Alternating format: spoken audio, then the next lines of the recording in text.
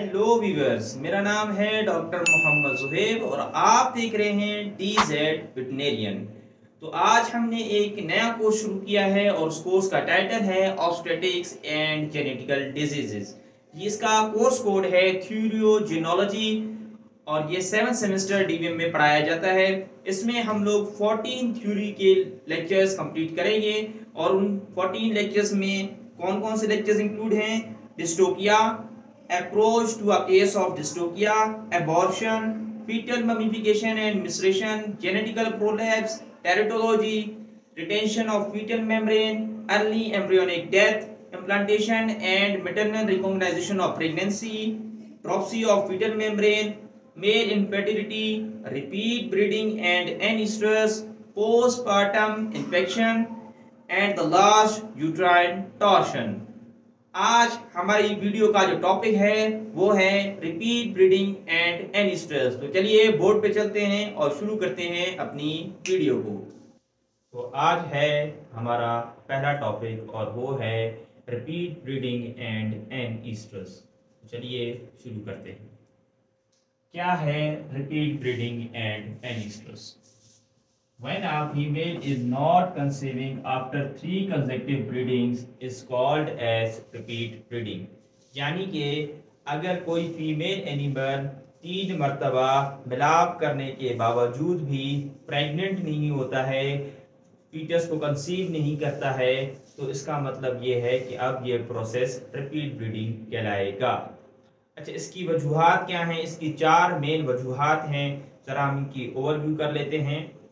सबसे पहले जो है वो हम पढ़ेंगे फीमेल कॉजेज के फीमेल में क्या मसले हैं जिनकी वजह से फीमेल जो है वो प्रेग्नेंट नहीं हो पा रही है। उसमें आ जाता है genetical problem, endometrial gland missing, developmental abnormalities, abnormal animal, no ovulation, delayed ovulation, genetical tract infection, salpingitis, tube patency, ovary problems, environmental factors and nutritional factors. तो ये सारी चीज़ें, ये सारे मसले मसाइल फीमेल एनिमल के साथ हैं। अब देखते हैं नेक्स्ट कॉज, और वो है मेल कॉजेज।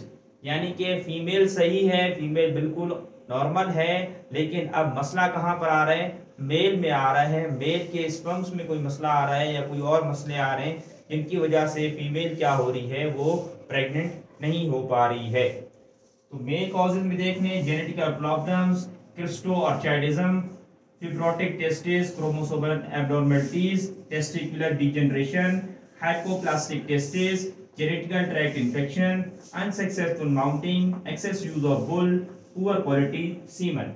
तो ये कुछ वजूहात हैं, कुछ प्रॉब्लम्स हैं जो कि मेल के अंदर अगर पाई जाएंगी तो उसकी वजह से फीमेल कभी भी प्रेग्नेंट नहीं हो पाएगी, चाहे फीमेल कितनी ही नॉर्मल क्यों ना हो, क्योंकि जो फीटस होता है वो मेल और फीमेल गैमेट्स की फ्यूजन से मिलकर बनता है। अगर ओवा में कोई मसला होगा तब भी प्रेगनेंसी नहीं आएगी, और अगर स्पर्म में कोई मसला होगा तब भी प्रेगनेंसी नहीं आएगी। अच्छा, अब 2 और वजूहात हैं और वो बहुत इंपॉर्टेंट है। कौन सी? एक है ओवनर कॉजेज, दूसरी है वेटरनरियन कॉजेज।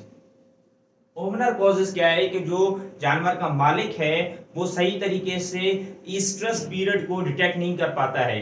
ईस्ट्रस पीरियड पूरे महीने में एक ऐसा दिन होता है जिस दिन फीमेल अपने हीट साइंस शो करता है और ओनर को ये बताता है कि मैं इस वक्त हीट में हूँ, या अपने पार्टनर को ये बताता है कि मैं इस वक्त हीट में हूँ, मुझे या तो आर्टिफिशियली इंसेमिनेट किया जाए, आर्टिफिशियली तरीके से मेरे अंदर सीमन डाला जाए, या फिर नेचुरल तरीके से ये अपने पार्टनर को एक मैसेज दे रहे होते हैं कि मैं हीट पर हूँ, मेरे साथ मीटिंग की जाए। तो ओवनर कॉजेज में क्या आ जाता है? Unable to properly detect oestrus signs in animal, lack of knowledge of seasonal breeders. ये हम पढ़ेंगे बाद में। वेटरनरी कॉजेज क्या है? Insemination during wrong time, improper handling of semen, fail to properly load and pass the AI gun into female uterus। तो ये 4 main वजूहात है, इनको आप डिटेल में पढ़ते हैं। सबसे पहले देखते हैं फीमेल कॉजेज को डिटेल में। फीमेल कॉजेज को पढ़ने से पहले मैं एक बात बताना चाहूंगा कि आपने ड्यूरिंग लेक्चर कोई भी चीज़ नोट नहीं करनी है, आपको बने बनाए नोट्स मिल जाएंगे। आप नीचे दिए गए नंबर पर व्हाट्सएप करें और जो कोड मैं इस पूरी वीडियो में बीच में बताऊंगा वो कोड आप मुझे सेंड कर दें, मैं आपको इसके नोट्स भेज दूंगा। जो भी रिटर्न नोट्स होंगे वो भी भेज दूंगा और जो कंप्यूटराइज नोट होंगे वो भी मैं आपको भेज दूंगा। आपने ड्यूरिंग लेक्चर कोई भी चीज़ नोट नहीं करनी है, आपने अपनी पूरी कंसंट्रेशन सिर्फ इस टॉपिक को समझने में लगानी है। आपने याद कुछ भी नहीं करना है, सिर्फ समझना है। जब आप चीज़ को समझेंगे तो आप अच्छे तरीके से उसे याद भी कर सकेंगे। तो स्टूडेंट्स, फीमेल कॉजेज को डिटेल में पढ़ने से पहले हमें फीमेल एनिमल के रिप्रोडक्टिव सिस्टम को देखना होगा और उसके नॉर्मल प्रोसेस को देखना होगा। ये आपके साथ फीमेल रिप्रोडक्टिव सिस्टम आपके सामने मौजूद है और इस फीमेल रिप्रोडक्टिव सिस्टम में सबसे जो एक्सटर्नल ओपनिंग वाली जगह आती है वो होती है वल्वा, उसके बाद फिर सर्वाइक्स आ जाता है, उसके बाद यूट्रस आ जाता है और उसके बाद ये दोनों तरफ से जो ट्यूब निकल रहे हैं इनको बोलते हैं फॉलोपियन ट्यूब। फॉलोपियन ट्यूब के बाद यहाँ पर ये ओवरी है और यहाँ पर अगर आप देखें तो इस ओवरी के अंदर जो ब्लू कलर के मैंने बनाए हैं ये हैं फॉलिकल्स और जो ब्लैक कलर का अंदर मैंने सर्कल बनाया है वो है ओवा। अब यहाँ पर आप इसका नॉर्मल प्रोसेस अगर आप देखें तो जब ईस्ट्रस साइकिल चल रही होती है तो उसमें एक टाइम आता है, उसको कहते हैं ईस्ट्रस पीरियड, जो एक दिन का होता है। उस ईस्ट्रस पीरियड के टाइम पर ये ओवा जो है ये यहाँ से ओव्यूलेट होकर ओवरी से निकल कर सीधा आ जाता है फॉलोपियन ट्यूब में और फॉलोपियन ट्यूब की किस जगह पे आ जाता है, इनफंडिबुलम में आ जाता है। उसके बाद तो ये यहाँ से फॉलिकल जो फॉलोपियन ट्यूब होती है ये पेरिस्टाल्टिक मूवमेंट करती है, कॉन्ट्रैक्शन और रिलैक्सेशन करती है, जिसकी वजह से ये मूव होकर नीचे आ जाता है और कौन सी जगह पे आ जाता है, एम्पूला पे आ जाता है। अब यहाँ पर अगर आप देखें तो जब मेटिंग हो रही होती है, माउंट कर रहा होता है काऊ के ऊपर, तो यहाँ से फिर स्पर्म अपना इंजेक्ट करता है और स्पर्म में मूव होते होते यूट्रस के बाद फॉलोपियन ट्यूब के स्टमक पार्ट से ये आगे चला जाता है एम्पूला वाले पार्ट में और एम्पूला वाले पार्ट में ये स्पर्म अगर ओवा अवेलेबल होगा तो उसके साथ फ्यूज हो जाएगा और इस प्रोसेस को बोलेंगे फर्टिलाइजेशन। और उसके बाद फिर इसके रिजल्ट में क्या बनेगा, जायगोट, जो कि वन सेल एम्ब्रियो कहलाता है, यूनिसेलुलर एम्ब्रियो भी कहलाता है। फिर ये जायगोट वापस यहाँ से मूव होता होता सीधा आ जाएगा यूट्रस की बॉडी में। यहाँ पर यूट्रस की बॉडी में यहाँ पर जो है वो फ्लूइड मौजूद होता है और उस फ्लूइड को हम लोग बोलते हैं यूट्राइन मिल्क। ये यूट्राइन मिल्क जो है, यूट्राइन मिल्क, ये यूट्राइन मिल्क जो है ये जो इसकी यूट्रस की लेयर है एंडोमेट्रियम, इस एंडोमेट्रियम पर ये ग्लैंड मौजूद हैं, इसको बोलते हैं एंडोमेट्रियल ग्लैंड्स। ये एंडोमेट्रियल ग्लैंड्स जो हैं ये क्या करते हैं, यूट्राइन मिल्क सीक्रेट करते हैं और फिर ये यूट्राइन मिल्क क्या करता है, ये जो जायगोट है ये यहाँ पर जब आएगा इस पूरे कंपार्टमेंट में रिसाइड करेगा कुछ टाइम के लिए, तो ये यूट्राइन मिल्क उसको नरिशमेंट देगा, उसको ग्रोथ करने के लिए, उसकी अलाइव रहने के लिए उसको न्यूट्रिएंट सप्लाई करेगा और इसको बैक्टीरिया वगैरह से, पैथोजन से बचने के लिए ये इम्यूनोग्लोबुलिन्स और एंटीबॉडीज वगैरह भी प्रोवाइड करेगा। अच्छा, अब उसके बाद फिर ये सीधा जाकर यूट्रस की एंडोमीट्रियम में जाकर इन्वेजिनेट हो जाएगा और इम्प्लांट हो जाएगा, जिसको बोलेंगे इम्प्लांटेशन। और उसके बाद फिर प्रेगनेंसी आ जाएगी और फीमेल जो है वो प्रेग्नेंट हो जाएगा और 9 मंथ के बाद, 9 मंथ्स के बाद ये जो फीटस होगा ये पार्चुलेशन के जरिए फीमेल रिप्रोडक्टिव ट्रैक्ट से आउटसाइड द बॉडी निकल आएगा। तो ये था नॉर्मल प्रोसेस। अब चलते हैं एबनॉर्मल प्रोसेस की तरफ और वो क्या है, रिपीट ब्रीडिंग। 3 मरतबा माउंटिंग कराने के बावजूद भी अगर कोई फीमेल प्रेग्नेंट नहीं होता है तो उसे कहा जाता है रिपीट ब्रीडिंग। तो उसमें फीमेल कॉजेस की हम बात कर रहे हैं। अभी फीमेल कॉज में सबसे पहले देखते हैं जेनेटिकल प्रॉब्लम्स। तो जेनेटिकल प्रॉब्लम्स क्या हैं कि जीन में तब्दीली की वजह से कोई भी इसमें पार्ट मिस हो जाए, जैसे कि सर्वेक्स मिस हो गया, ये फॉलोपियन ट्यूब मिस हो गया, विजाइना का पार्ट थोड़ा छोटा हो गया, या ये यूट्रस की बॉडी जो है ये सही तरीके से नहीं बन सकी, तो ये कोई भी पार्ट अगर मिस हो जाए तो इसको कहेंगे कि ये जेनेटिकल प्रॉब्लम में आ जाएगा। फीमेल की जेनेटिकल प्रॉब्लम होगी और इसकी वजह से भी रिपीट ब्रीडिंग के चांसेस आ जाते हैं और एनिमल जो है वो प्रेग्नेंट नहीं हो पाता। अब उसके बाद फिर आ जाते हैं एंडोमेट्रियल ग्लैंड मिसिंग। ये जो एंडोमेट्रियल ग्लैंड हैं ये अगर मिस हो जाएं, क्योंकि मैंने आपको पहले बताया कि ये एंडोमेट्रियल ग्लैंड जो हैं ये यूट्राइन मिल्क प्रोड्यूस करते हैं, तो अगर एंडोमेट्रियल ग्लैंड मिस हो गए तो ये यूट्राइन मिल्क नहीं होगा। यूट्राइन मिल्क नहीं होगा तो ये जायगोट जब यहाँ पर आएगा तो कोई भी फ्लूइड नहीं होगा, तो जायगोट को यहाँ पर नरिशमेंट नहीं मिलेगी, यहाँ पर ग्रोथ फैक्टर्स नहीं मिलेंगे, जिसकी वजह से यहीं पर ही डाई हो जाएगा। इसको बोलते हैं अर्ली एम्ब्रियोनिक डेथ। ये एम्ब्रियो की अर्ली डेथ हो गई, यानी इम्प्लांटेशन से पहले ही डेथ हो गई, तो इस केस में भी प्रेगनेंसी नहीं होगी। थर्ड पे आ जाते हैं हम लोग डेवलपमेंटल एबनॉर्मलिटीज में। डेवलपमेंटल एबनॉर्मलिटीज में क्या है तो कोई भी पार्ट जो है वो सही तरीके से डेवलप ना हुआ हो, सही तरीके से बना ना हो। जैसे कि डबल सर्विक्स की अगर आप बात कर लें कि यहाँ पर अगर एक और सर्विक्स बन जाता है, इस तरीके से मैं यहाँ पर एक और सर्विक्स बना देता हूँ, तो ये एक और सर्विक्स क्या हो चुका है, बन चुका है। अब ये आगे जाकर ये बंद है, ये सर्विक्स आगे जाकर क्लोज है। अब अगर नेचुरली तो देखें तो नेचुरली तो ये स्पर्म यहाँ चला जाएगा, लेकिन अगर हम क्या करें आर्टिफिशियल इंसेमिनेशन कर रहे हो और गलती से हम एआई रॉड को यहाँ पुट कर दें और एआई रॉड के जरिए हम यहाँ पर सीमन को आर्टिफिशियली इंसेमिनेट कर दें, तो वो हमारा सीमन जाया हो जाएगा और उस केस में भी प्रेगनेंसी नहीं होगी। तो ये डबल सर्विक्स वाले केसेस में भी प्रेगनेंसी ना होने के चांसेस बहुत ज्यादा होते हैं और ये भी एक फीमेल की कॉज है।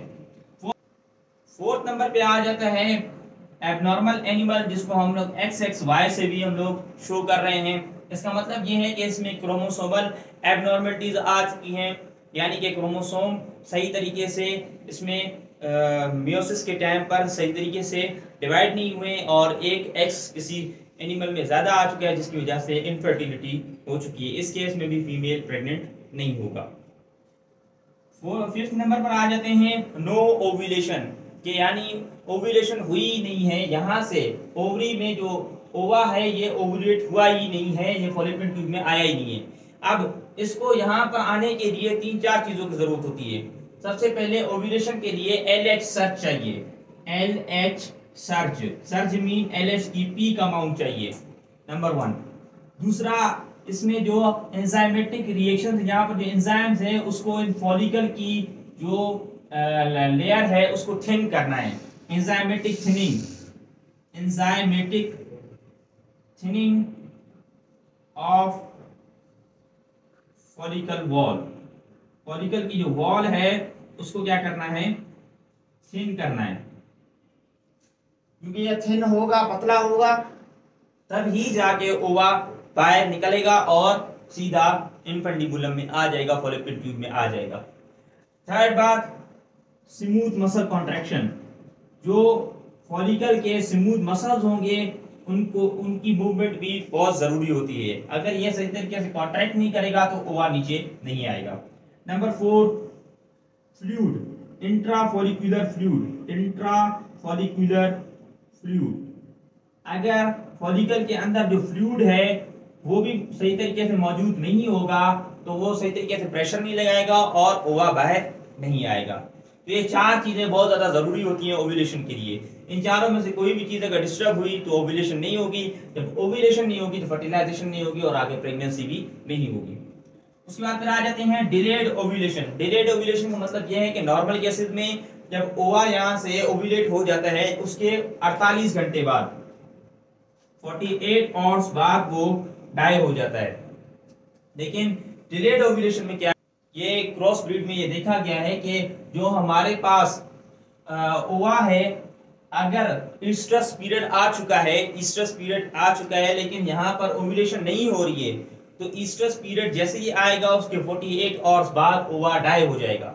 वो ओवा चाहे यहाँ पर ही मौजूद क्यों ना हो वो डाई हो जाएगा। जबकि नॉर्मल केस में ओवा जब तक ओव्यूलेट नहीं होगा तब तक उसके 48 घंटे बाद तक वो डाई नहीं करेगा। लेकिन यहाँ पर क्योंकि एबनॉर्मल केस है तो डिलेड ओव्यूलेशन में ओवा चाहे ओव्यूलेट हो या नहीं हो 48 आवर्स में ही डाई हो जाएगा। और इस केस में जब ओवा वहीं पर ही डाई हो जाएगा, ओव्यूलेट होगा नहीं, तो फिर प्रेगनेंसी भी नहीं होगी। उसके बाद फिर आ जाता है जेनेटिकल ट्रैक्ट इन्फेक्शन। अगर यहाँ पर किसी जगह पर भी कोई भी इन्फेक्शन आ चुका है, कोई भी बैक्टीरिया आ चुका है, तो बैक्टीरिया एनारोबिक इन नेचर होते हैं मोस्टली, तो वो लैक्टिक एसिड प्रोड्यूस करेंगे एनारोबिक रेस्पिरेशन के जरिए, जिसकी वजह से फिर पीएच डाउन हो जाएगी। जब पीएच डाउन हो जाती है तो जैसे ही ये जो जायगोट यहाँ पर आएगा उसको फेवरेबल पीएच नहीं मिलेगी तो वो डाई हो जाएगा और उसको बोलेंगे अर्ली एम्ब्रियोनिक डेथ। उसके अलावा फिर आ जाते हैं साल्पिंजाइटिस। साल्पिंजाइटिस बोलते हैं इन्फ्लेमेशन इन फॉलोपियन ट्यूब। ये जो फॉलोपियन ट्यूब है इसमें इन्फ्लेमेशन को हम क्या बोलते हैं? साल्पिंजाइटिस।